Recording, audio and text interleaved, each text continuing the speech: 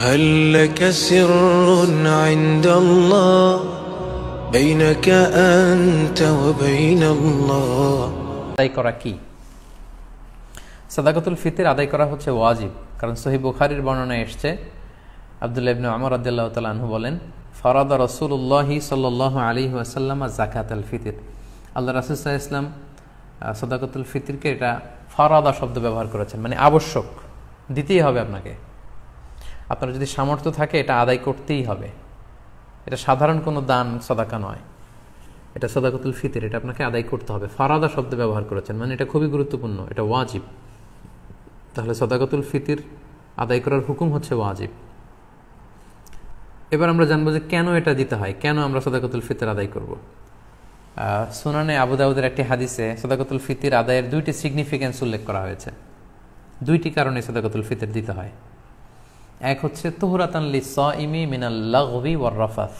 আমরা রোজা রাখতে যেভাবে রোজাটা রাখার দরকার ছিল, আমরা হয়তো অনেকে সেভাবে রোজাটা রাখতে পারিনি।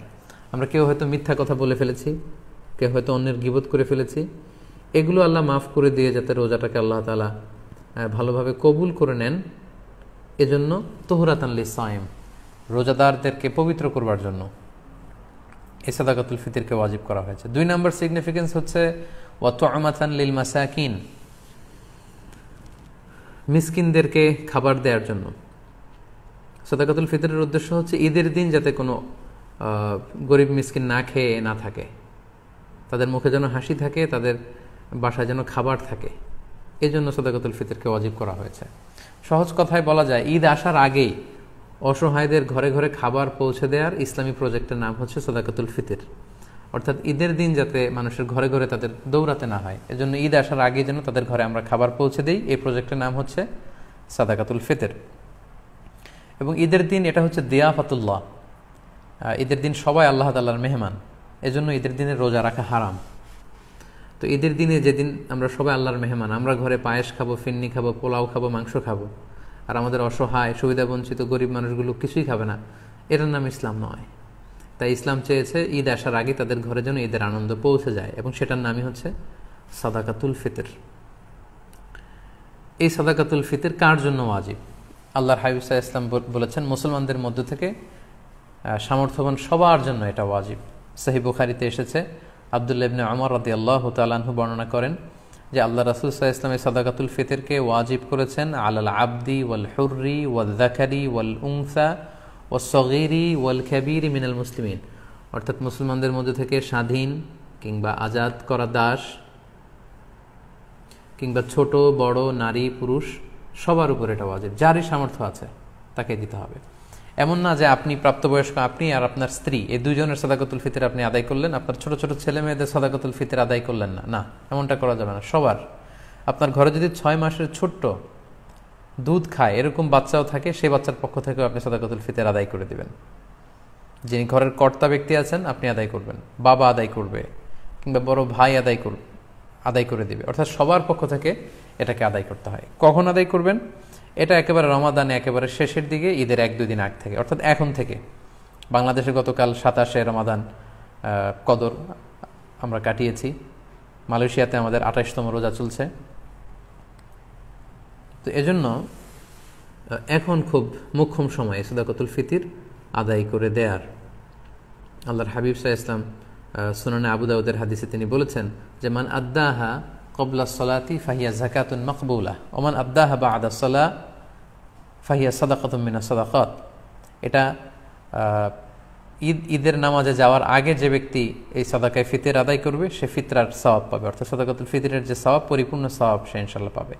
ওয়া মান আদ্দাহা বা'দা সলা, আর ঈদের নামাজের পরে যদি কেউ সাদাকাতুল ফিতর আদায় করে ফাহিয়া সাদাকাতুম মিনাস সাদাকাত, এটা অন্যান্য সাধারণ চ্যারিটি বা দানের মতোই একটি দান হবে।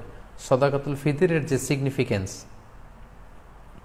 বা সাদাকাতুল ফিতরের যে তাৎপর্য বা সওয়াব, এটা কিন্তু তখন সে আর পাবে না। তো এই জন্য সাদাকাতুল ফিতর ঈদ আসার 1-2 দিন আগ থেকে আপনারা দান করা শুরু করতে পারেন, এবং এটা ডেডলাইন হচ্ছে ঈদের সালাত। ঈদের সালাতের পরে কিন্তু আর সাদাকাতুল ফিতর আদায় করা যাবে না।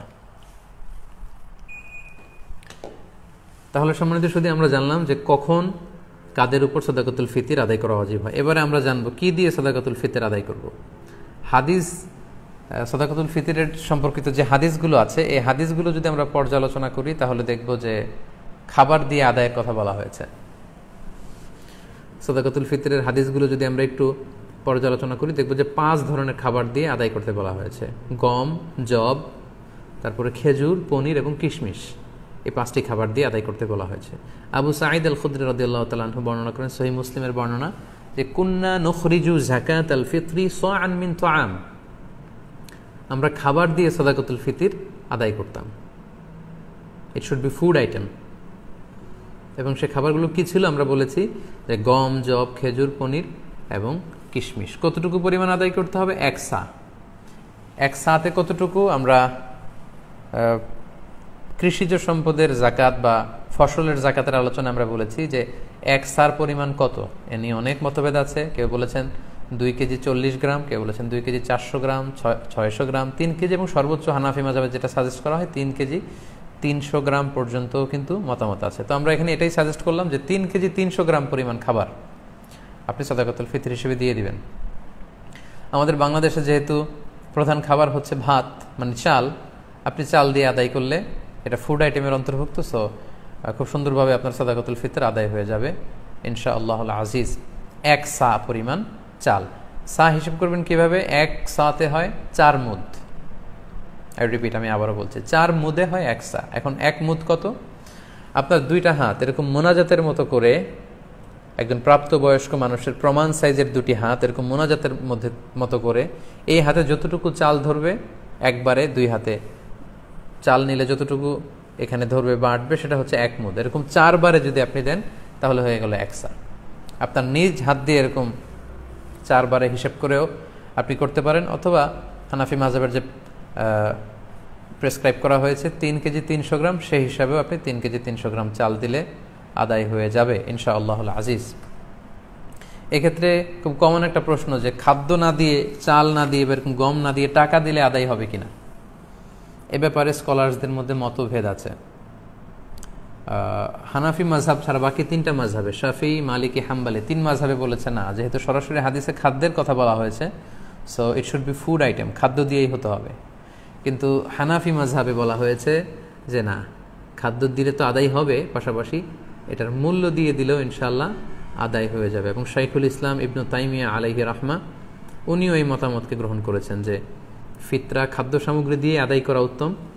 তবে এমন যদি হয় পর্যাপ্ত খাদ্য পাওয়া যাচ্ছে না, কিংবা ঈদের নামাজের সময় হয়ে গিয়েছে এখনও আমি আদায় করিনি, এখন কোথায় আমি গম পাবো, চাল পাবো, কখন মাপবো, কখন দিব, আমি তখন টাকা দিয়ে দিলাম, আদায় হয়ে যাবে। অথবা গরিবদের মাসলাহা, যেহেতু এটা গরিবের হক, এবং গরিবদের মাসলাহা যদি এখানে থাকে যে তাদের যদি টাকা দিলেই বেশি উপকার হয়, তখন টাকা দেয়াটাই উত্তম হবে এবং দিলে আদায় হয়ে যাবে ইনশাআল্লাহ।